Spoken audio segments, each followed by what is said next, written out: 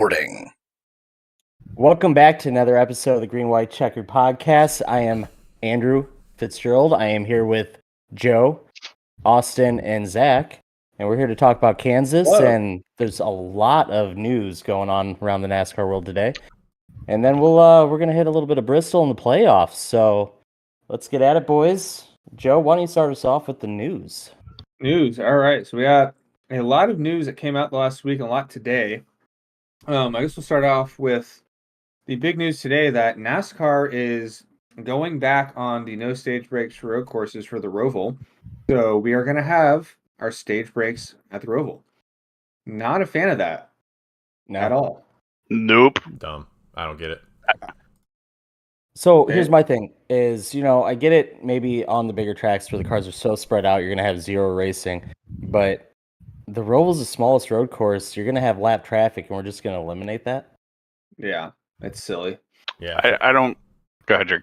It just feels like a move in the wrong direction. I mean, I was very happy with how, I think we were all very happy with how the racing went back to a lot of strategy whenever they were doing, the no cautions and everything. Like I was thinking back to, what was the last road course we're in? Indy? Glenn Glenn and Indy.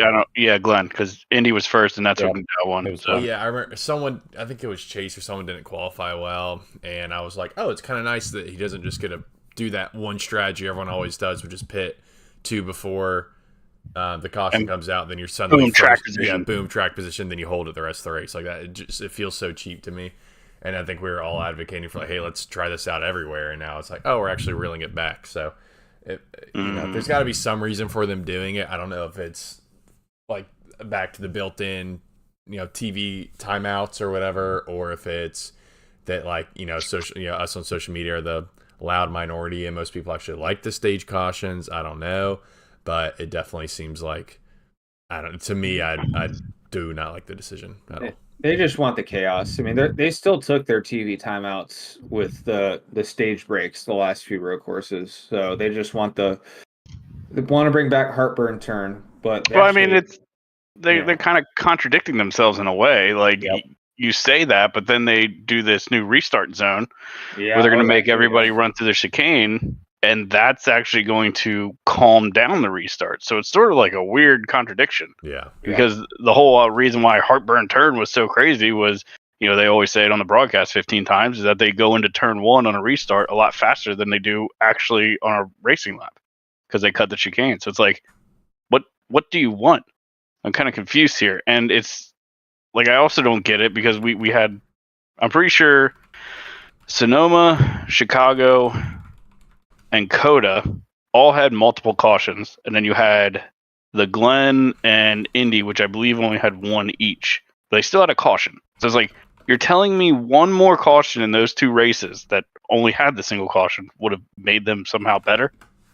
I just don't buy it. I get restarts, add a bit of excitement and stuff like that, but if your main draw to the race, if the most exciting part of the race is when you stop it to restart it, I don't know.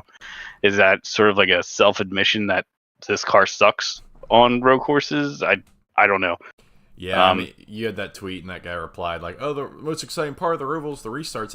I mean, I can't necessarily disagree with that because I love being there in person, seeing that restart's the best, especially on a road course where you can't see the whole track. It's like, okay, you're at least seeing that bit of action right there, but it's not worth it to me. It's exciting, but it's such manufactured excitement that.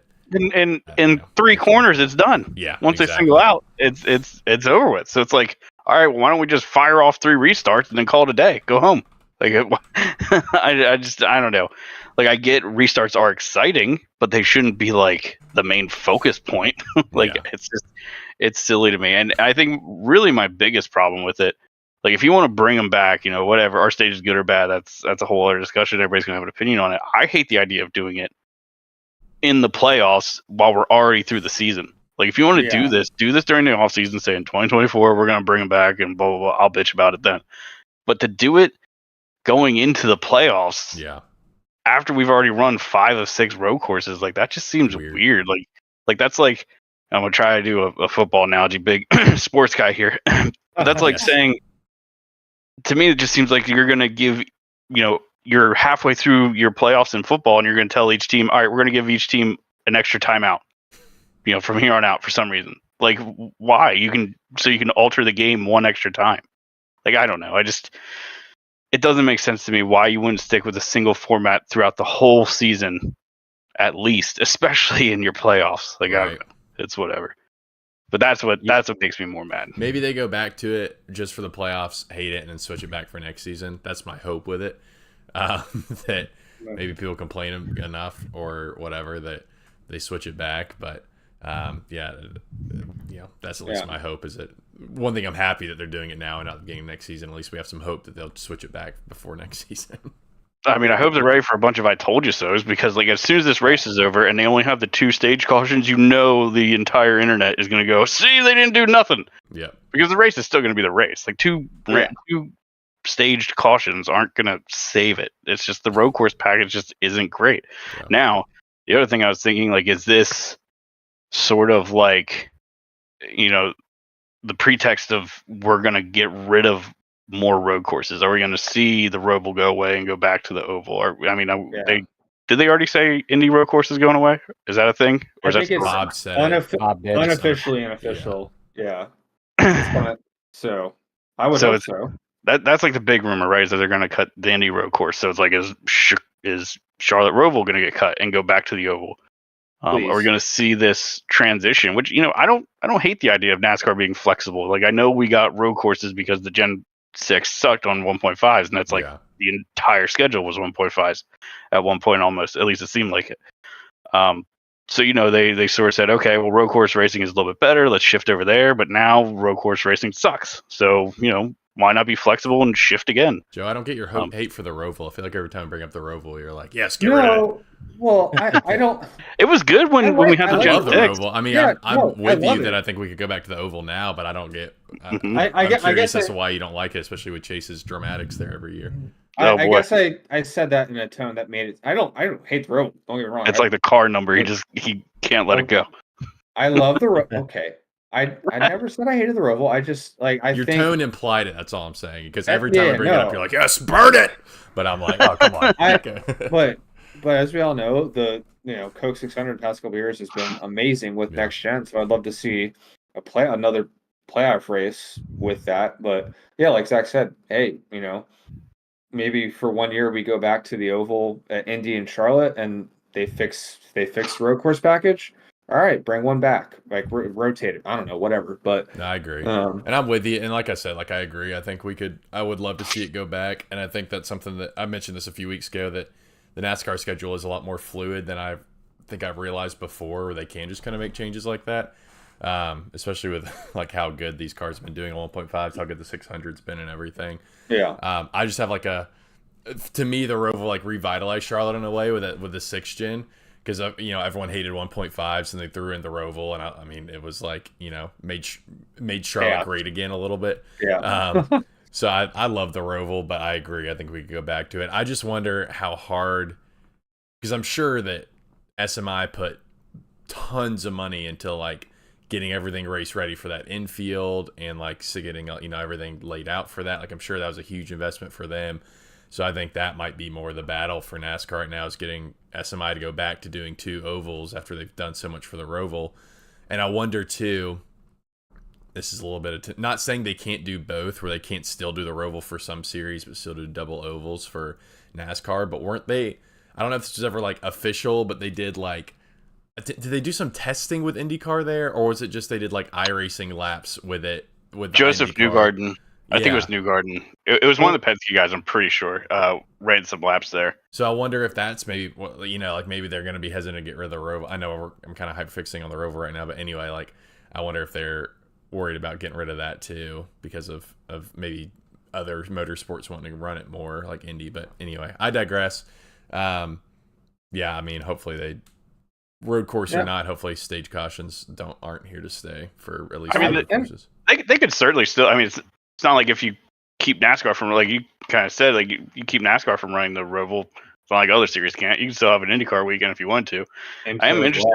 now you say that, like, I never heard anything about that. So I Yeah. feel like Indy cars could race pretty good there. I mean, And I mean, we've like, had a blast with them on iRacing. I remember one of the most right. fun hosted races we did were the Indy cars at the Roval. It's a blast on there. So I can imagine the racing would be pretty good. And I mean, like, just from like the iRacing perspective, I really do enjoy driving the Roval. Like, it's a fun little road course, even though it isn't a parking lot. Like, it's tight and technical, and it's pretty fun. I enjoy it. But it's just I don't know. I like the idea of being flexible, and right now we have a great 1.5 mile package. So let's take advantage of that and jump back on the big track. And if something changes, we can be flexible again and jump back on the road course. Who knows? Yep. So I don't know. We'll see what happens. I still don't love the idea of bringing back freaking stage cautions. It feels like a step backwards because we were all like hoping, maybe this means that we'll get into no stages for other stuff. Yeah. I think the thing that we need to happen is Chase Elliott to get wrecked on one of these stage restarts, and finally all the fans, because I mean it's them. No, you guys are like the loud majority. That anything happens that's negative for like Chase or something like that, you guys get out there and like, oh, this is horrible, NASCAR bad, blah. And so like these last couple of races, Chase isn't winning the road courses, so let's bring back stages so he actually has a chance. And so if he gets wrecked on one of these restarts, maybe they'll go back to where they don't want him. There's a tinfoil hat theory for you. That's right. That's a strategy. They brought him back. Yeah. Give Chase a chance. If that's what it takes. Great. But that's what it takes. Joe will take it. Good. Yeah. Till last season anyway. But so some Roval updates there. I'm excited for that race regardless in a couple weeks. I know I'll for sure be there. Excited for that. So more news. We have a couple news around the 42. So JH is going to be in the 42 next year. Not a super shock considering they're going to be Toyota. So JH is back in Cup. I think that'll be good for him. Yeah, we saw that coming. Good for him. He took the risky strat going all the way back to trucks. Yep. And now going to the 42? Yeah, is that really like is that better than front row? Like, you know what I mean? Like I thought the whole point was to get a better ride when he came to Cup. That's why I was pumping. I was pumped. I'm like, yeah, man, hey, don't get pigeonholed in front row. You know what I mean? Like I love front row, but not the top tier. He's a great driver. I think he could definitely deserve a better ride. And then to come back to Cup and be in the 42, like what? Why is that the move? I don't know. Yeah, probably. I think it'll be better, just because I think there's still only a handful of Toyota teams, and I think Toyota and how they do their like partnership stuff is a little different. So I think there's still going to be like a premier partner team with Toyota. If I were to guess, I mean, why else would you make this switch, right? If you're Jimmy Johnson, you're making this switch because you're like how far down on the Chevy totem pole right now. So this has to be a step up for him. So I don't know. I think it could pan out. I mean, we've seen 2311 come out. They already got wins, and they're only a couple years old, 3 years old now. So I don't think it's the worst, especially with the new car, sort of leveling everything out. So maybe that gap won't be as big. So maybe it's a good step for him. We'll find out next year, I guess. Maybe he gets Martin's ride whenever he ends up hanging it up. So maybe that's what. Maybe he was banking on that initially, and Martin's like, "Nah." I mean, that might be the move because Martin Truex refuses to retire. So maybe he's next in line for that 19 or 11, whichever one is vacated first. Yeah. Speaking of the 42, former driver Noah Gragson got reinstated today by NASCAR. So interesting little nugget there. I mean, I guess he just goes back to JRM, right? You're only saying that because I said it, but that's where he's going. Yes, he's going back to JRM. I don't see him going to like Colleague or anything like that. Colleague ain't taking that risk. I think Colleague's actually got too many drivers, decent drivers in their wheelhouse to where. Who they got? Chandler Smith. I don't know. I mean, they got Dinger. They're going to get rid of him, but they got two Cup rides. Who's getting them? Heim. Corey Heim isn't. Was he driving? Is he in trucks? Yes, but he's been doing their Xfinity. He just switched to what, the 10 car? An Xfinity? I thought he wasn't he a Toyota driver when he was in ARCA? You're the big ARCA guy. I mean, you tell us. Yeah, I love ARCA. Watch it all the time. I record every race and actually watch it back in slow-mo. Zach's actually applying for media passes just for ARCA, though. That's right. He's like, yeah, I don't really care about the NASCAR, so I'll just give it Uh-huh. a race. Yeah. Oh, man. Be one of 3 media personnel there. But yeah, speaking of JRM, Sam Mayer back to the one next year. That's not too much of a shock. Check still clearing. Yeah. Yep. So that leaves only the 8 open. So maybe it's Noah. I don't know who else would. I would love to see Carson Quapple get that ride, but who knows? And then Junior is racing Bristol, apparently. Yep. That'll be fun. Yep, he's racing the Xfinity Series, so that'll be cool. God, I love Bristol weekend. I'm so excited. I am too. Sorry, that was great. right. Well, I'm excited. I'm cautiously optimistic because the short track package has been kind of. Who cares? You got trucks, It's Xfinity, and Bristol. Cup. It's gonna be a good time. It'll be good. We'll get to Bristol later in the pod, but yeah, I believe that's all the news we have from this week. So it's Kansas time, boys. Well, I mean, they did show Majeski's part, by the way, that he did, yeah. Yep. That he got penalized for a little bleeder valve. Called it last week. That's what it was. So they hit him. I guess the penalty wasn't as bad as it could have been for what they did. It's flat out cheating. But that's what it is. I love it. I love when guys try to push it and get away with shit, and I love when NASCAR catches them. Like I love both aspects of it. I love that NASCAR is showing us what they found. Yeah, we've been wanting that. Yeah, we said at the beginning of the season, like when all the penalties were happening, that's what we want to see, and here they are, just out showing us, what they caught him with. Yeah, it's just cool to see like how teams are trying to be clever and get away with shit. Yeah, I love that aspect of racing. I love being innovative and trying to sneak one by. And I mean, this sport is built off of people that broke the law, so it's kind of in the blood of the sport. So I don't know. I enjoy both aspects. I like people pushing it, but I also like seeing them get busted. So yeah. Well, the way they got busted is awesome. Is the car was so funny, back, and they heard the air leaking from the valve stem. It's like, oh man. I just don't get why you wouldn't, save this for like the championship race. Because they already juiced their cars up enough. They don't need that. Yeah, you're already locked in though. Like you won the first race of whatever the playoffs. Yeah. I mean, I guess maybe testing it, trying to perfect it for the championship race. Trying to get some more data on it. They're not going to DQ the champion unless they have a literal absolutely rocket attached to the car. So no, everybody's going with the cheated car. Because they know they're not getting caught. 100%. That's why, just a little slight, off ramp here. That's why I'm picking Kevin Harvick for the championship race if I still have him available. I think they're going to cheat the shit out of that 4 car. Can you imagine his final race? Just cheated up and you're disqualified. They're not going to do that. No. They're going to be like, look at this. We got Kevin Harvick retiring on the championship. Which that trophy is freaking amazing. Like I stood next to it this weekend and oh my god, so cool. Well, I was just thinking like how many wins like Kevin Harvick, he has like the most top 10s at Phoenix. Like that's probably one of his best tracks. He has how many wins there? He's done so well there. I just feel like if they're going to cheat him up and he doesn't have a win, they're going to cheat him up for Phoenix. Yeah.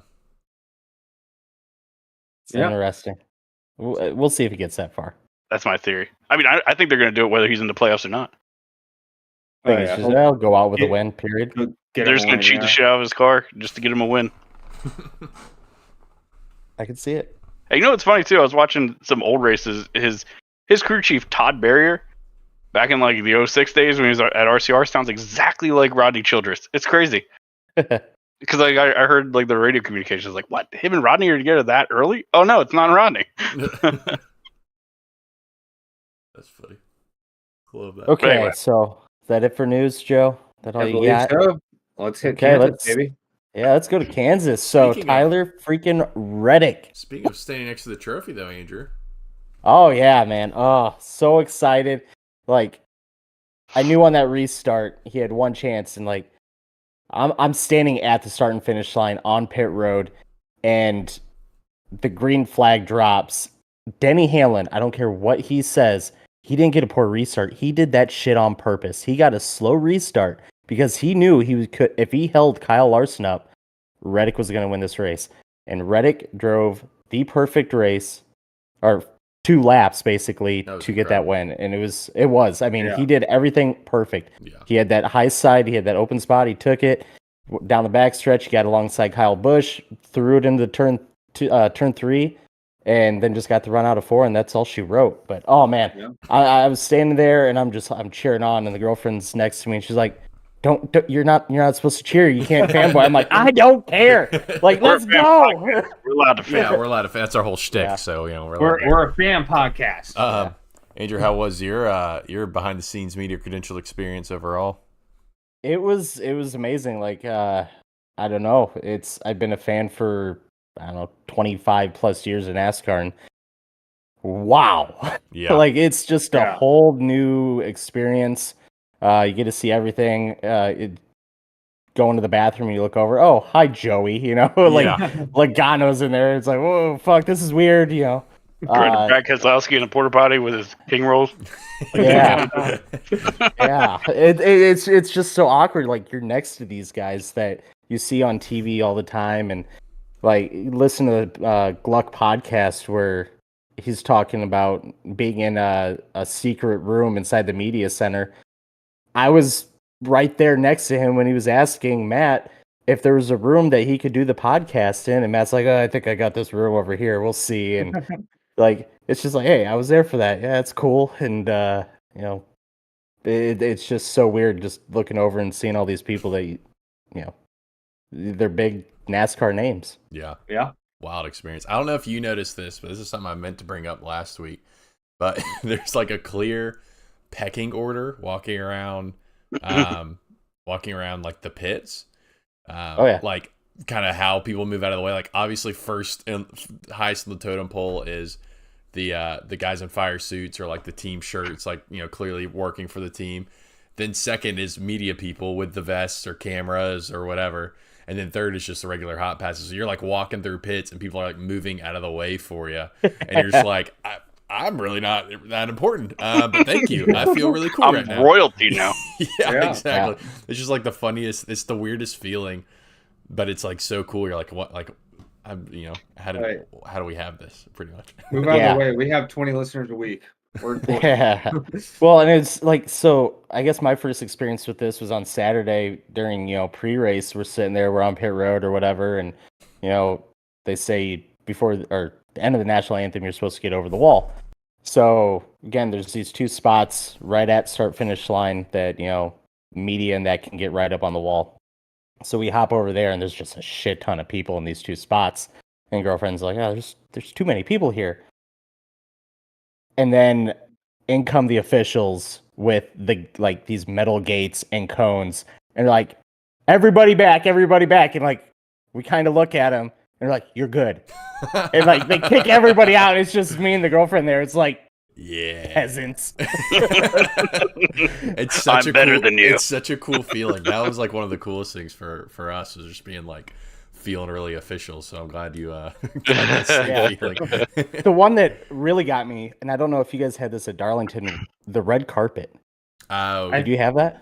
They mentioned it, but I never saw it. Yeah, we never really went near it. We stood where we thought they were coming out of, but like only a few drivers came out of there. It was big drivers, but like we never actually saw a real red carpet or anything.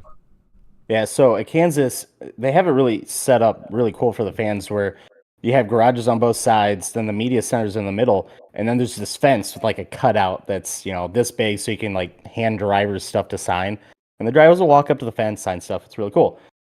But they had a red carpet go from this fenced-in area to the media center, then from the media center to the pits, right? So the drivers would walk in, do a quick interview, walk out. And for like hour and a half before the race, there's alongside the red carpet just hundreds of fans. And so you're walking down this red carpet, and it's just like, yeah, look at me. No autographs at this time, guys. Yeah, please, guys, please. I got places to go. But I don't know. It's a whole nother experience. It was really amazing. I'm way too out of shape to be doing it. I think dude. Yeah. 3 days we walked. She has a Fitbit, and it was like 20-something miles. Yeah. Jeez. And it's just like, I don't walk, that far in weeks. So, So Peyton, No. next time you get us a golf cart. yeah. Oh, Can we bring Road America, if it Segways comes to back, the next I'm time? getting one. Yes. Yeah, right. Give us And a actual pair of NASCAR. Heelys. Yeah. Something, but no, it was a great time. I mean, the Green White Checkered podcast was at the start and finish line there, so That's you know, awesome. I was hoping for like a photo finish, so when they zoomed in on it, you could see it. But Yeah, we'll take it. Reddick's just too good for it. No, it was a great time, great race. I don't know how it looked on TV. It seemed like a lot of single file. I don't know if you guys. I wouldn't call it the barn burner that some other Kansas races have been, but it was good. It was solid. Yeah, it was decent on TV. Yeah. I wouldn't say it was the best Kansas race I've seen, but it was still good for sure. I wish I'm not saying it was bad. I wish Bubba hadn't had that snafu. Yeah. I mean, he was Yeah. probably the fastest car most of the day. At least someone that could, give Larson. It was him a run and for Larson. money. Yeah, they were clearly top of the pack. Seeing him go out early was super disappointing. But other than that, I mean, that was a great race. I always, Kansas in this car seems to be doing really well. I think Kansas is just a good track on the schedule for sure. Yeah, I think groove racing is perfect there. Yeah, it was pretty solid. So what else we got, man? We had the Saw some Chase tire Elliott issues. That's what I Well, wanted to yeah, say. I let's- knew Yeah, saw some tire issues come back. What you guys think of that? I think it's just people getting low air pressure. To be honest with you, Yeah, hundred back to that. percent. I think it's people play with. Did they ever Just say put in what the envelope? Martin ran over? Because he definitely ran over something, right? No, they just said he I had a don't know. puncture. So I mean, his Yeah. it wasn't a His tire was- issue. Like, He was innocent. He got Yeah. fucked, unfortunately. but I mean, the one thing that pisses me off is like I was seeing stuff like we're having the tires go down, and you're seeing stuff on Twitter. Oh, these tires suck. Blah blah blah. Like, listen, we want Goodyear to make us a tire that wears. Anytime they have any sort of issue, start hammering Goodyear about how much they suck. They are going to make tires that are harder than diamonds because they don't want the negative publicity of Goodyear makes a shitty tire. So like, I think we have to give them a little bit of grace when we see tire issues and I don't know. I just don't like. I want Goodyear to feel comfortable in experimenting with softer compounds and different stuff, to get us a tire that wears. I don't want to see them get hammered every time that we have tire issues. It drives me nuts. Yeah. And in some cases, I think it's not even Goodyear's fault. Like I don't think this was Goodyear's fault. Any of them. I think they were all teams pushing the limit. Because they all know how much speed's there. Yeah.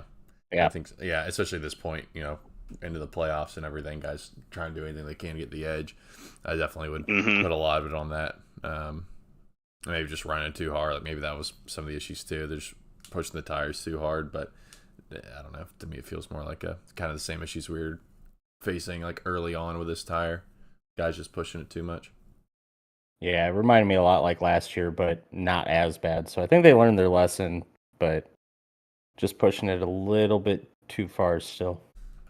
Mm-hmm. Mm-hmm. Yeah, absolutely. So we had a little bit of a Hendrick feud again. Bring it No, we on. didn't. Chase and Kyle. Yeah, no, we didn't. What are you talking about? Nothing happened. Yeah. Oh yeah, nothing They happened didn't do according to anything. Chase. What do you mean?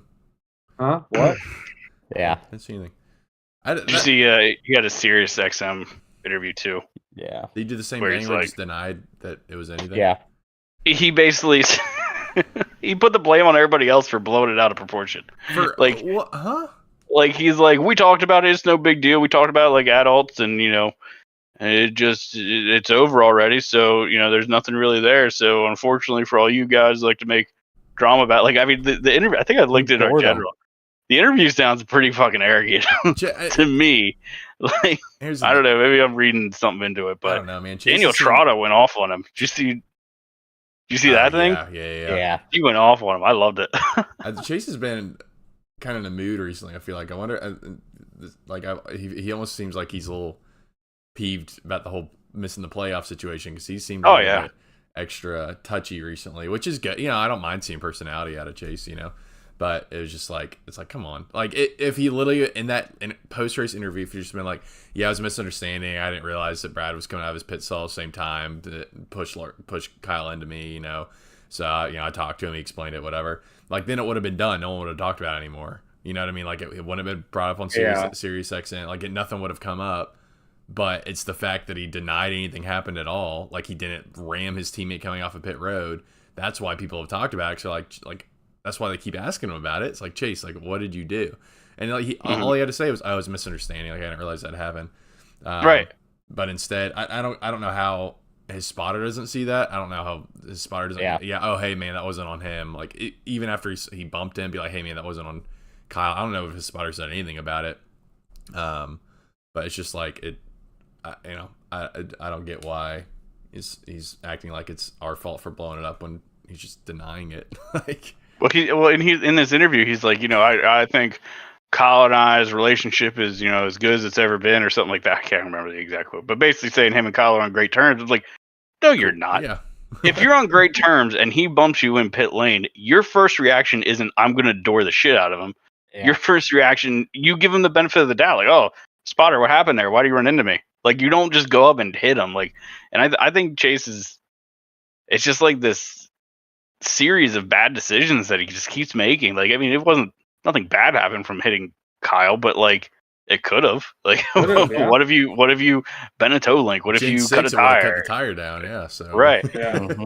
I mean, it's just I think there's a lot getting at Chase. I think he feels like he's the third man at Hendrick right now because there's an argument to be made. He is. Kyle's doing fine. I looked at the next gen numbers. Because I just always look at that because I feel like anything this gen doesn't really matter. But looking at next gen numbers, Kyle Larson has more wins, top 5s, and top 10s than Chase Elliott. William Byron has more wins, but I think Chase might beat him in top 5s and top 10s. I can't remember. But Williams having a much better year this year than he did last year. And then you have Alex Bowman, who only has one win since the next gen. But I think he's starting to feel the pressure of it, and I think he's also letting his skiing incident or snowboarding incident, whatever, eat him up a little bit. I don't know. I don't know if he's feeling a lot of pressure or what, but him and Larson never got along. Yeah. I mean, they've never been real buddies. You go back to Auto Club last year and all that. Like, that's when you started seeing these little, I don't know, just hints of Chase hates Kyle Larson. Yeah, I don't think he likes being the number 2. And honestly, what it kind of reminds me of is, like, you have an only child and the family has has a baby, and now all the attention's going to the baby. Yeah. That only child's, or the oldest child starts throwing a fit. And I think that's kind of where we're at with Chase. Kyle Larson's getting all the attention because Chase isn't winning. He's not in the playoffs, and Kyle Larson's a better driver. He's the number 1 at Hendrick. And so I think Chase is just annoyed with it. We saw it last year. We're seeing it again this year. I don't know. I'm all here for it because I would love to see those two fan bases. Oh my God, it's the best. It's my favorite feud in all of NASCAR. Yeah. You're right. Even Jeff Gordon. I remember hearing an interview years ago with Jeff Gordon talking about Jimmy Johnson and how he was just winning everything. It's like, I think somebody was asking him something like, does it affect your relationship? Seeing him go out there and win all the time. He's like, hell yeah, it does. So, I mean, I think there is something there for sure. Seeing Kyle Larson and now William Byron, this is really Willie's breakout year. So, in this sport of what have you done for me lately, I think Chase is really feeling it. Not that he has anything to worry about. I mean, Rick Hendrick's going to keep him till he retires. For certain. Yeah. As long as he's the most popular driver, it's going to be the case. Joe, what's your thoughts as a resident Chase fan? Do you feel like we're being too harsh or way off the mark, or do you think that some of it's fair? Or disagree with any of it? I'm just curious. I think most of it's fair because obviously, my initial, I did watch it live, and initially I was like, oh, Kyle, what the hell? And then I saw the replay. I was like, okay, Brad, had nowhere to go. It wasn't Kyle's fault. And like y'all were saying, I think his immediate reaction should be like, oh, Kyle just door me, like he's my teammate. That no way that was on purpose. Mm-hmm. And like you said, clear it with the spotter, like, hey, who was that on? Before you door a guy, because yeah, he could have been a toe link, cut a tire. You know, Kyle's obviously in the playoffs, and Chase is in the owners' playoffs, but like they're still technically in the playoffs. You could have cut your tire, his tire, and obviously Kyle's locked in the next round, but there's playoff points, and I think this whole year has just been frustrating for Chase, and he's kind of taken it out, and obviously him and Kyle have not had the best on track, relationship, Watkins Glen, Fontana, and all that stuff. So I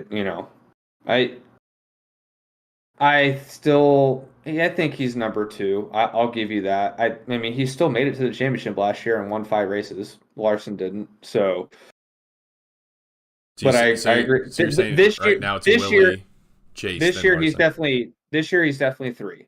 This year is definitely 3. Yeah. But I think overall he's still. I think it's 1A, 1B. But he's 3, but he's 1A, 1B. That's a bit of a jump. 3 this year. But Three this overall, year. I mean, overall for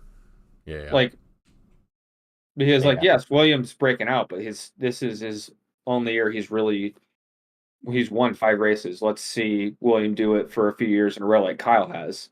Because Kyle won the championship and he's still winning the couple of years after. So Kyle is number 1 and Chase is 2. A good day. I'll give you that. Yeah. Right now. This season, obviously, Chase is 3 because he's missed half the season and all that stuff. But yeah, I don't know. I love that Bowman's not even in this discussion too. He's the one that needs to be worried. I love me some Bowman. Yeah, but it sucks because that was Chase's best race year. He led like 50 something laps, and I don't think I still hate Suarez. I know Suarez didn't have tires left, but he kind of unintentionally blocked Chase there on that green white checkered. But I bet that's what he thought when he was taking the restart too. I'm gonna block the shit out of Chase Elliott. Yeah, I bet that's what he thought. Yeah, well, yeah, that's my take on it. Cool. But yeehaw. Yeah. Love it. I just love all the Chase Elliott fans saying how this isn't a big deal. Like, you see them all on Twitter. This isn't a big deal, blah, blah, blah, blah, blah. These are the same people that thought he was totally justified to right hook Denny at Charlotte because he ran him up next to the wall. But bumping each other on pit road, bumping your teammate, that's not a big deal. Yeah, nothing bad happened, but it's definitely that could have happened. It shows how frustrated Chase is or how much he dislikes Kyle. Like, I don't know. And Chase, don't try to tell me what I just saw didn't happen. Yeah. He's like, nothing. No, what message? Huh? What? Huh? Yeah, I saw it, Chase. It's like you're the most popular driver in NASCAR. There are cameras on you constantly. It's like the kid who clearly got caught, but is still harshly declining anything happened. Like, what do you mean I hit her? What? Nothing. I didn't hit my sister. What are you talking about? No. What do you mean, Mom? No. Oh, weird. Must have been. I was just trying to get a mosquito. That's what happened. Yeah. Sorry, there's a bee in my car. I had to swerve. There you go. My bad. I had to make sure the tires were set. I didn't realize Kyle was there. My bad. Steering wheel came off. Just turned into a much weird. Good race, though. So, yeah. Yeah. So, 20 Tyler Reddick won. Down again. Throw that out there. Yeah. That was a problem. Was the pit crew 2 or 3 times? I mean, so Tyler Reddick wins, but he led 1 lap, and that was the finish. The one that matters. Yeah, it's the one that matters. Denny Hamlin kind of dominated the first stage. Then Kyle Larson kind of took over. Denny Hamlin came back. Then we had Brad Kay up there. That was kind of a surprise. I know, at least in the media center, when they were asking all the drivers questions on Saturday after qualifying, they asked Brad why RFK was struggling. Because in practice and qualifying, they did not do well. But Buescher and Brad were up there, I don't know, middle of stage 2. We saw Buescher have a flat tire. He was the reason for the green-white checkered, right? I think that was what that was. But, yeah, RFK still running pretty strong. Yeah. Yeah. Been cool to see them run well. Mm-hmm. Yeah. Christopher was, top 10 all day until he wrecked out, so. Yep. Yeah, he was top 5 for a little bit. I was kind of surprised in one of the restarts. I'm like, it's Buescher pushing Brad. What the hell's going on? Like, did not see that happening. But no, they ran strong. I don't know I think I missed what happened to them. I'm not sure why they both kind of fell back. If it was a restart or what, but obviously Buescher with the flat tire. Yeah. Got anything else for the Cup race? I don't think so. No. Pretty much Okay, it, yeah. I'm going to throw one thing in. So we have the NBC flub of the week or Fox flub of the week, where we always talk about it. This week we had the me flub of the week. Oh yeah. Last week our flub of the week was the roof incident. Yeah. And then our GWC blunder flub of the week. Andrew, what you got for us? So the race ends, and well, I try to get onto the track. I went to follow another media person, and he's getting yelled at by security. And I'm like, what the hell's going on, right? And I hop over. It's like, you can't be here. It's like, yes, I can. Yeah, but idiot. So I'm like, whatever. So I just walk. Do you not know who I am? Yeah, No. look at my essential credentials. But well, this is first of all, this is like the leader of the security who let her fucking people out on a hot track on pit road, white flag, and all these idiots are hopping over the fucking wall, and like everybody with like vests on is like, what the fuck are you guys doing? Yeah. And like a bunch of the camera crews are pissed off because they're in the way of the start finish line fucking shot. But yeah, so get yelled at there, whatever. We go around a couple pit stalls, hop over, and everything's fine. Get right in Chase's face. It was really cool. Like phone out, recording an interview. Look over, Jeff Gluck sent me. I'm like, fuck yeah, this is awesome. Get done with that, and I look over and there's Willie B. And me and this other dude that besides Jeff Gluck, they're standing there like, yeah, let's fucking go. So we go over there. And I got my microphone in his face, and this dude's got his microphone, and he asks a question, and I'm like, fuck yeah, this is awesome. I'm like, I'm going to ask a question. I'm going to do it. I'm going to interview Willie B. Yeah. It gets done, and like in my head, I'm like, this is perfect. I'm like, so Willie B., rough day today. What's your outlook going into Texas next week? And he looks at me, he's like, good? And then like turns and walks away. I'm like, the fuck was that? And I look at the girlfriend. She's like, what? And I'm like, the fuck was that? And then it hits me. It's like, we're going to fucking Bristol. And it's like, I was kicking myself over it. It was just like, oh man, that's yep. Okay, so rookie mistakes. We've all made them. Yep. That's my flub of the week. That's hilarious. Yeah, I felt like such a jackass, but it is what it is. It makes me feel better about not asking any questions last week because I definitely would have done the same thing and done some idiot question or like idiot mistake like that and just like felt stupid. So thank you for reinforcing us. Yep. Well, and the worst part is like before I left work on Friday morning, I had a list of like things that I could talk about, and I'm like, fuck yeah, this is great. I get to the hotel, I think it was Friday night, and I went, fuck, it's still sitting on my desk at work. So I had nothing, no notes, no nothing. It was just like crap. And every time I like seemed where I could get an interview with somebody, it was like just the wrong time. I didn't want to really do the playoff drivers just because they're the big names. They're going to be the ones with the cameras and everybody in their face. And they're all the way on the like complete other side of pit road. They separated them. So the top 16 were up the first 16 stalls and everybody else is all the way down at the end. So yeah, I got the good drivers, and then I make an ass of myself. But yeah, that's we all do. The Andrew flub of the week. But that's incredible. I love that. They're never gonna let us back now. Jeez. Yeah. Martinsville credentials denied. So Xfinity race, John Hunter dominated. I mean, that's pretty much plain and simple. It didn't seem like too exciting a race again. A lot of the big names, though, did have problems. I know Sam Mayer ended up in an accident right at pit road, right as I walk away, like right where we were. It was just like, oh, sure, now it happens. That happened to us, too. We were on the front stretch. I forget, it was one of the, like that one wreck that happened on the front stretch into the like inside wall. And me and Joe just walked away from empty pit stall there. Yeah. And then like, that's when we hear the tires squealing. We're like, are you kidding me? Yep. I mean, you can't catch them all, but it'd be nice to catch one of the place you were standing 2 seconds ago. Yep. So, yeah. Yeah. But, yeah, Parker Kligerman makes it to the playoffs. Atta boy, P. Clig.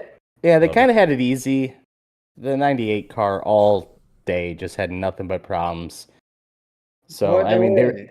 they were 2 laps down at one point. I think it was a blown tire or something like that. They get back on the lead lap, and then they have more problems and go another 2 laps down. So, I mean, it was pretty easy for them. I mean, congrats to that team, though. The little guys making it in over some JRM cars. They beat out the 98. Was that SHR? So, Yeah. yeah, Doesn't take- it's SHR just all around, man. Doesn't Like, take much yeah. to beat out an quick SHR sidebar car. on that. Like, geez Louise. I kind of Like- wonder if Custer's actually performing over his head in that car in Xfinity. He must be. I mean, it was funny. Like, I saw in qualifying, Cole Custer in a Rick Ware car for Cup out qualified the 41 in his old ride. So it's like, man, what are they doing over there at SHR? They're just so bad. It really makes it that much more impressive that Kevin Harvick's able to get whatever he can get, Yeah. because they are just so far off. And you can't entirely blame Ford, because I mean, you got RFK and Front Row Motorsports that are looking pretty dang good most weeks. I mean, I know McDowell's having his issues lately, but I mean, for that little team, they usually have decent speed, and you got RFK that's on their swing. So I don't know, man. Freaking SHR, I don't know what to tell them. Yeah, they're gonna need to do some personnel changes over there. I think because at this point, Ooh-wee.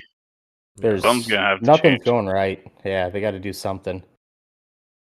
Let's go to the Truck Series. That was an exciting race. Like, I enjoyed the hell out of that, and we were walking around, so I mean, we didn't see everything, but just seemed like it was, good battles for the lead. You had Carson up there. I guess the 3 wide last lap battle, like it was nuts. I don't know if anybody else caught this race. I did not. I did not watch much of it. Oh, man. Unfortunately.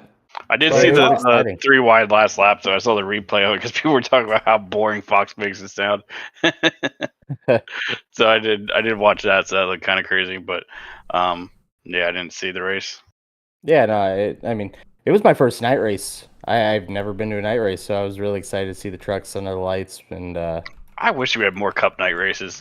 I Sidebar. I wish Yeah. they'd do a Kansas night race because it was hot as fuck. But I just love a night race. yeah. Let's see. That was the first cut race for the trucks. You got Matty D and Crafton being eliminated. So it's getting down to it over there. I Yeah. don't have anything else for these races. Anybody else got anything? Arca was a shit show. Oh yeah. Arca, 2 cars in the lead lap.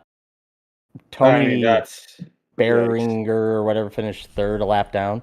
Yep. That says a lot about Arca. Oh, We got just there don't- It's careful, right after it man. started. Don't It's piss off pathetic, Zach here. man. Yeah, I know. Noted Arca fan. Yes. Yep, I love Arca. I mean, he was talking about it quite a bit. So It's so good. Yeah. Cars Tour is eons better. Yeah, I'd watch Yeah. Cars Tour over Arcane. So- I mean, I've said it for a couple of years now. And I'm sure I'm not the only one. It's a completely original idea. No, it is. It's completely Trademark. original. Yeah, GWC trademark here. exclusive take here. I expect royalties if anybody implements it, but I just think you should just scrap Arca and give a premier SLM or late model series. Arca's just so bad. Yeah. Do a short track thing, a short track tour where you go to short tracks all over the country with just some good late model drivers, and that's your new Arca. So here's my thing with Arca, and I had no idea, but Brayton Laster, he's the pizza man, is what they call him. He's an Arca driver, does some one-offs here and there, has a pizza element. Honestly, good follow on Twitter. But apparently he got into an argument with somebody over Arca this last week where they said like $30,000 will get you a season. Oh, These yeah. guys are paying $30,000 a race for good equipment. Yeah. $30,000 a race to compete with 10 cars. Yeah. You know, It's Like, a what lot of money. the fuck are you doing? That's yeah, crazy. this is why Arca is dying. Like, we're Right now, sitting here, compare we're that to a cutting- late model. What's a late model cost to run? I wonder. like comparative costs. If you completely trash it, it's going to cost you a lot. I know they're Well, putting $100,000 Don't trash cars it. on there, but I mean, it's not costing that much. Idea. Ready? Go ahead. Breakthrough. Here. What if they ran instead, like just a spec series, like a SRX kind of thing, or IROC? Yeah, IROC. You know what I mean? Where it's a set car, set cost, low cost. That way, you actually do see who the good drivers are too. So that way, you know, like who's actually deserving of moving up. I mean, I guess you don't get the sponsorship base that maybe you work on an ARCA, but I mean, you can still get that and like still fund, I don't know, travel or whatever, you know, something, fund something. But I mean, I think that at least like, I guess fund the cost to get the team or whatever. But I think that'd be a good way to do it. It's kind of funny you say that. Yeah. Because like you think about it, it's like, that's what this Gen 7 car should have been for, right? Like the whole idea of making like a spec series, you're right. You would want to cut the costs out of your lower series and make it more about driver versus driver. Mm-hmm. Yeah. Interesting. Yeah. I never thought of that. Yeah. Like make it a SRX where I don't know, maybe even the team, like ARCA provides, maybe not ARCA provides the cars, but the teams are still paying for the charter or whatever it is. But, you know, even like they pay for the repairs if they wreck it or something, I guess. But I don't know. Just something to make it more fair, at least something to make the series actually competitive and not just one or two cars winning every week and costing $30,000 a race. Just ridiculous. Yeah. I mean, that's just an idea. You model it off of whatever, you know, that Indy Next does, or I mean, even Formula 2, like they're all spec car, I believe. You know, model it however they do it. You do something similar for ARCA, just like this stamped out car. You have a manufacturer that builds all the cars, and if you want to be a team, you buy a charter or however they do it, and you buy the car, you're ready to go racing. Yeah. Boom. I mean, obviously you need some like qualifications, licensings, and all that nonsense, but we're buying a car, boys. Yeah. That's it. 4-driver rotation right here. I run a 2.4 SOF in iRacing. We're good to go. I just find it funny that we're sitting here with the Cup Series, you know, the top tier everything, and we're like, oh, we need to cut costs here. But then we got the lowest series where they're just like, all the money, let's buy all the things. And I don't know. Yeah. I honestly, a spec series would be perfect. I mean, honestly, look at the Miatas. Those are some awesome races. Incredible races. They are. Yeah. See, the Miata is what makes me think like we get so hung up on horsepower. It's not horsepower that matters. It's all about the power to grip ratio. Yeah. Because you look, Miatas demonstrate that perfectly. Like they're like what 150 horsepower motor or something like that. But they like weigh nothing and they have super low grip. So it's like you just got to find that balance. You don't need 1,000 horsepower necessarily, but you need to have low amounts of grip, and that's when you get good racing. We have way too high grip in this car.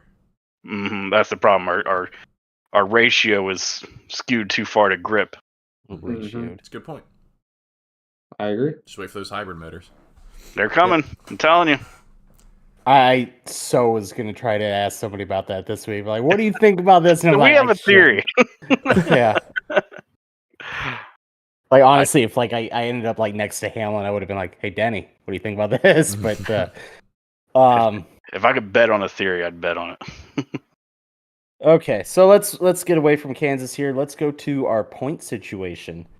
Larson and Reddick still locked in. Hamlin plus 49. He's pretty much locked in. Byron plus 41. Think he's safe? Yeah, I think so. Yeah, I think they Just said he's got to finish. No, because don't wreck out of first stage. You know who's winning this weekend? Yeah, Michael McDowell. There you go. How awesome would that be? And you got Brad William to get better than Denny, so then he's locked in. So, I'm going to read the rest, and you tell me where people are safe. Mm. Brad, plus 33. Blaney, plus 25. Kyle, plus 24. Ross, plus 18. That's my line. That's your line? Sub 20 is my line. So then you got... I mean, Busher, nobody's You're saying Kyle's safe, Ross is not safe. I'm not saying it because nobody's really safe until you get to like the 30s and 40s. Like then you're like, okay, I'm good. But it's sort of like, you know, a spectrum type thing. You know, you're starting to. I think when you cross that line at 20, you start to really skew into, okay, I have to be worried. Mm-hmm. Yeah. See, my line is at Blaney at the plus 25. Like I could see him having just a bad day, no stage points, and you get a couple of these other guys to go out get stage points, you're there. Like you're done. Yeah, I mean, if you're So- in the 20s, I think you're. I don't know, because I don't see McDowell and Stenhouse getting a lot of points. So you got to worry. Who's below the cut right now? Truex, Bubba, Ricky, Stenhouse, and Michael. McDowell. All right, so Truex has historically never been that great at Bristol. Yeah, But- historically bad at Bristol, honestly. Yeah. And Bubba, I don't know. How's he do there? I don't really even know. I think he's just fine, mid-pack, yeah. like 15th. So it's like, are those guys going to have a dynamite day and you're going to have a shit day? Is really the question you got to ask yourself. So I think if you can score some, like once you get like, if you're in the 20s, if you score some stage points in stage 1, I feel like you're solid. You know, if you score stage points and the guys below you don't. Yeah. Yeah, it's like you really I need mean- Joey Harvick just have a really bad day, and then no one below the cut line to win for like a Martin or a Bubba to get in. You know what I mean? Like it's Mm-hmm. there's a lot on the line, and you know I'm sure that I feel like obviously the guys with the trickiest setup going on this weekend are the guys right there on the cut line because it's do you run safe and like bank that you still get in on points because you are above the cut line by a little bit, or do you try to like push it, run a little riskier, and it's just Risk it for the biscuit. risk for the biscuit. And this is I'm not there's definitely some things to improve on the playoffs, but I honestly really do love the playoffs because it creates these kind of storylines of okay, who's really gonna adds this extra drama that you don't get in a regular season. I know that we all have mixed opinions on the playoffs, but this is one thing that I think is really entertaining about them. Creates a good narrative throughout the race. I hate him for the fact that the regular season champion has a tire puncture, which is of no, like he had nothing to do with, and now he's below the cut line. Like that's what I don't like about him. Yeah. But I mean, they do run well last week either, though. No, but I mean, like he didn't even have a shot at Kansas. Just tire puncture and just destroyed. Yeah. So I don't know. I don't love that. But I mean, whatever. I can't lie and say that they aren't exciting because they are. So it's just part of it, I guess. Yep. Yeah. Yeah. McDowell usually runs okay at Bristol, right, Drake? Yeah, he was pretty good. I mean, he's not the best, but he's going to win this weekend, so I'm not worried about it. Mm-hmm. I think he's gonna need a win. I think so. That's where I think he's definitely in a win. Being what 94 below the cut line. No, 94. Oh yeah, 40. 94 below. Yeah, 40. sorry, 40 below. But still, that's column. But yeah, still a lot of ground to make up, and need a lot of guys to make a lot of mistakes to make up those points. Which they're gonna have to leave everything on the line here to try to win and get in. But I think that's basically the situation he's in. Mm-hmm. Yeah, next week's going to be really interesting talking about, who didn't make it because, I don't know, I still can't believe, Truex, regular season champion, is below the line. Yeah. So it's going to be interesting. I mean, Bristol to finish the round is really... But even the schedule is awesome for the playoffs, right? Yeah. So you got Daytona at the end of the season. Anybody can get in, And then you go to just some quality tracks for the first 3 races. I'm not a big fan of the next round, but Yeah, I just think this is really set well. And I was even just thinking about this too, like the last, including this year. I mean, obviously, we still have the race, but like the regular season champ hasn't really fared well outside of Larson because Martin this year is on the verge. Last year, Chase, I mean, he made it to the Final Four but didn't win. Larson won, then Harvick shrewded it that year. So I don't know. It feels like there's some pressure being that number, and like even in other sports, the 1 seed doesn't always win. So yeah, and another thing that I would just like to point out is like all these races that we've had 2 of the same track. You look like at the beginning of the year, you had Vegas, Phoenix, stuff like that. If you look at the guys that finished really well at those tracks, it's all these playoff drivers. yeah, They knew, hey, we're going to be competing there. We need to show our best here, be ready. So, yeah, But this weekend, Bristol, it's going to be crazy. We're going to have a lot to talk about next week for sure. Yeah, absolutely. Love so, Bristol. yeah. Before we get into Bristol, though, I do want to just say something. I think we have I don't want to know what to call it, but if you do an interview with our podcast, you do really well the next week because Adam Riley interviewed with Austin and Joe here last week. They finished third. They were battling for the win. They were on the white flag. So if you want to finish well in a NASCAR race, just come and do an interview on our podcast. And if somebody wants to win the championship, do two interviews. So Corey LaJoy, you're still looking for that first Cup Series win, so feel free to come and on. And hey, we were right there in Tyler Reddick's post-race bullpen. We didn't ask a question, but we were there. That's true. And he won the best, there we go. The best post-race interview I got was with Tyler Reddick, and I mean, he won the race. I have another here. Yeah, I do have another quick flub William's of the week. Do really good at Texas now because of your interview. He is. There you go. Sorry, go ahead. Another flub of the week would be Tyler Reddick's pit crew trying to eat ribs in the victory lane. They dropped the whole rack on the floor. Oh no! So if you watch the video where Tyler's eating it, you hear everybody go, "Oh!" It's because they dropped it. It was just like, "Oh, damn!" Wow. But yeah, that's another flub. But just something kind of behind the scenes. All right, so Bristol, what are you guys predicting here? Do you think playoff driver's going to win? You think it's going to be interesting? Non-playoff driver for this one. There's always, it feels like the past few years, there's always, not Bristol specifically, obviously Busher last year, but just always feels like a non-playoff guy sneaks one in there. So I'll go with non-playoff.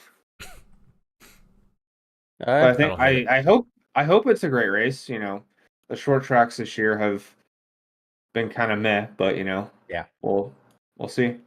Yeah, I'm that's what I'm hoping for. I'm just hoping for a good race. Yeah, absolutely. Hope all teams have fun.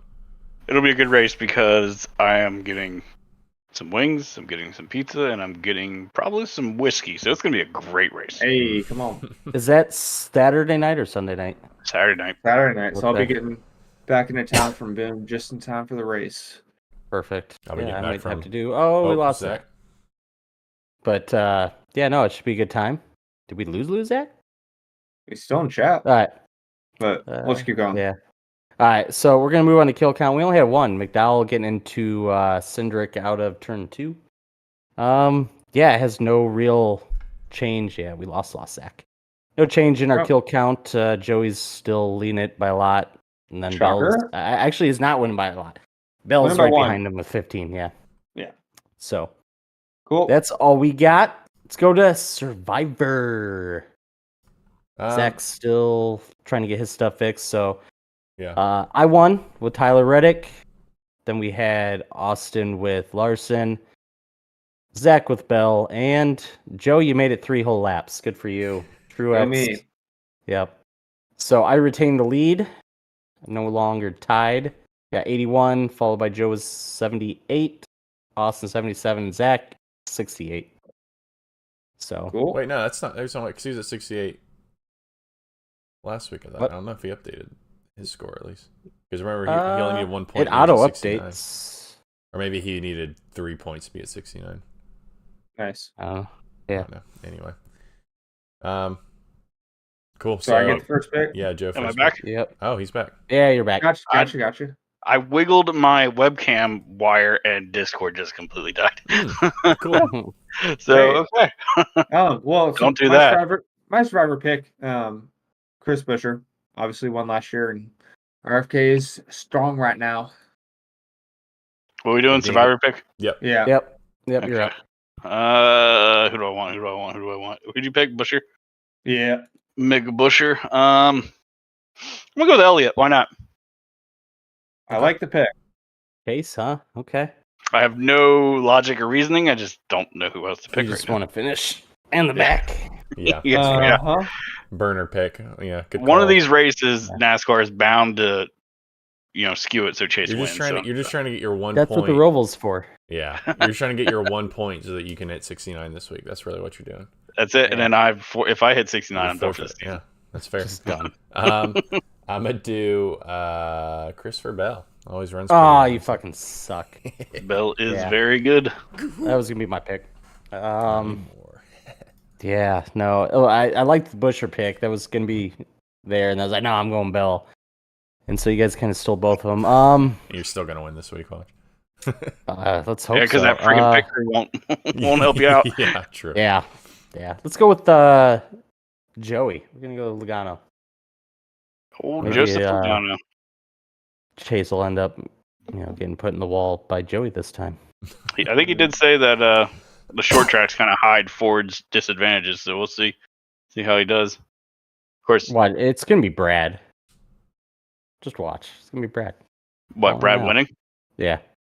Then why don't you pick him if you're so confident? Oh yeah, we're going Brad. Let's change it up. God damn it! I got to I'm calling my shot. Calling my shot. Right, But you got it. You can't say I'm going to pick this guy, but this guy's going to win. Yep. Nope. I'll call my shot. Well, OnlyFans. Babe Ruth over here. There we go. We got a good one. I like this one. Leroy writes in to us. Leroy. Pick a movie, keep one actor, and replace the rest with Muppets. Ooh. I got one. Go ahead. What you got? I'm going with Scarface, and the actor I am keeping is the guy that gets cut up in the bathtub. Everyone So else it's is a Muppet. But So that just guy. all Muppets just cutting some guy up in the bathtub with a chainsaw. Oh, that's good. Anybody else got one?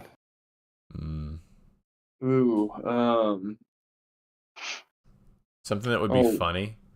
I don't know how funny, but if I don't want to spoil the movie though, but Fight Club. But keep Edward Norton. So would Brad Pitt be a Muppet, or he'd be a Muppet? Ed Norton's the only. Yeah, that's exactly. It's like, but anyway, again, I'm not gonna spoil the movie. It's only been out for 30 years, so I don't want to spoil it. This one's a very niche. I think Austin gets this content, but Division III football's finest. Keep Andy Dick and everything else is Muppets. I think that would be hilarious. I am going with John Wick. I'm keeping, Keanu. Yeah. And he's just going around killing a bunch of Muppets. I'd be all in on that. The other one, I think somebody might have mentioned this one, but Saving Private Ryan. I just want to see the opening scene. The opening scene running up the beach. Gosh, but Ryan's the only yeah. human. Well, not Ryan. Tom Hanks. Tom Hanks. Yeah. But That's all a these great question. Muppets I get feel like some other good answers we're not thinking of. I had Jack one Ryan. that I was thinking of. Pulp Fiction. Oh yeah. Oppenheimer. Shawshank. Yeah. Pulp Fiction would be funny. Oh Any man, movie. it's Top Gun, but Tom Cruise is the only. Bunch of Muppets flying F-16s. Any war movie to me would be hilarious. so Like, funny. I wouldn't be able to Black Hawk stop Down. laughing. Zero, Man, like Zero Dark 30. Blair Witch Project. yeah. Oh god, that'd be awesome. What Just Split? a horror movie. Split. Horror but, like, movies work so well. Oh, so well. Imagine Oh, a Muppet. Human Saw. Centipede. Saw. Billy the puppet though is the only thing that's not changed.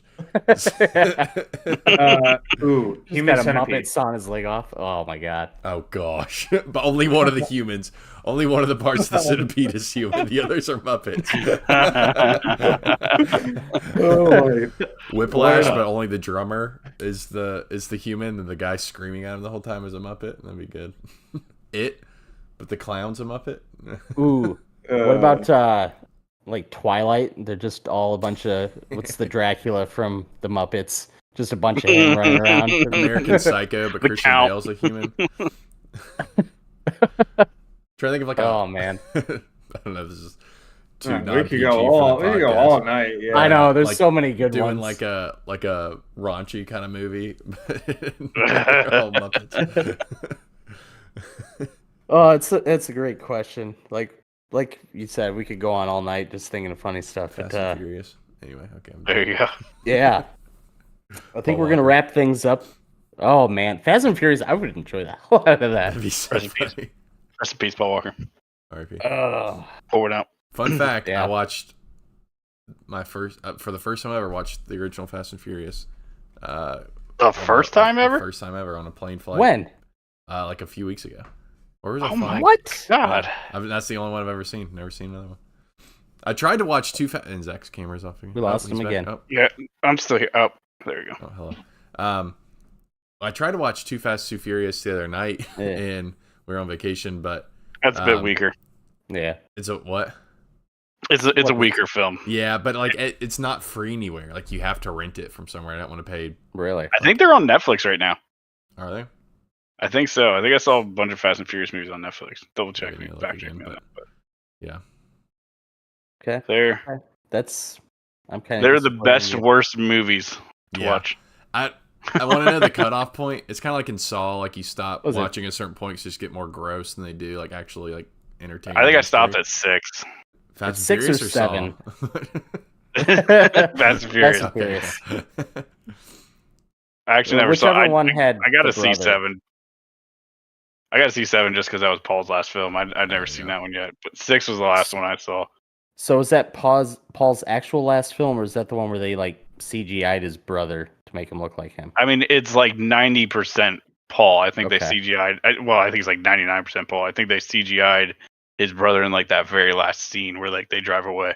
Yeah. So stop at that one. Don't watch any of the other ones afterwards. Yeah. Just- Even seven is like the- even like 5, like 4, 5, and 6 are kind of like, because what is it? You got Reaches. 1, Too Fast, Too Furious. You got Tokyo Drift, and then Fast and Furious, and then Fast Five. Yeah, it's I don't know. I lost interest because it became less about like Yeah, the racing. car and street culture and racing and stuff like that, and just more about like some sort of spy action nonsense. Yeah. I don't disagree. But we're going to wrap things up here. I want to thank everybody for listening to another episode of the Green White Checker podcast.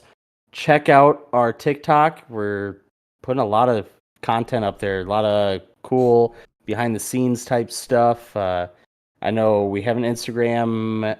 We haven't started putting anything on that yet, correct? There's one post from Yes. Darlington. Okay. Yes. I mean, we got thousands of pictures from Kansas, and then I know you guys took a bunch from Darlington, so that'll be happening here soon.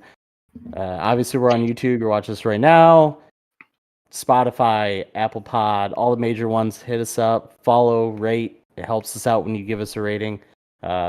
Yeah, just do all the things. All the things. Twitter, obviously, we're there, all of us. I mean, all our things are here, and then the GWC Pod on Twitter. Yeah. So, I want to thank everybody again, and good night. Thanks, All guys. right. Bye. Bye. Or good afternoon, whenever you're listening. Yes. Or good morning. Yeah. Good morning. Have a good day at work. Yeah. Yeah. Have a good night's sleep. Have a good lunch break. Enjoy. Mm. What are you eating? Can we have some? Chicken wings. Mm. Dude, you know what I miss about the mask mandates is like you could eat lunch and get something caught in your food, caught in your teeth, and you didn't Not like have to worry gonna about wasting Eat some it. Yeah. onions. Yeah. You know? That's the Yeah. worst, though. You like had to smell That it. was a bad yeah. move. I had 2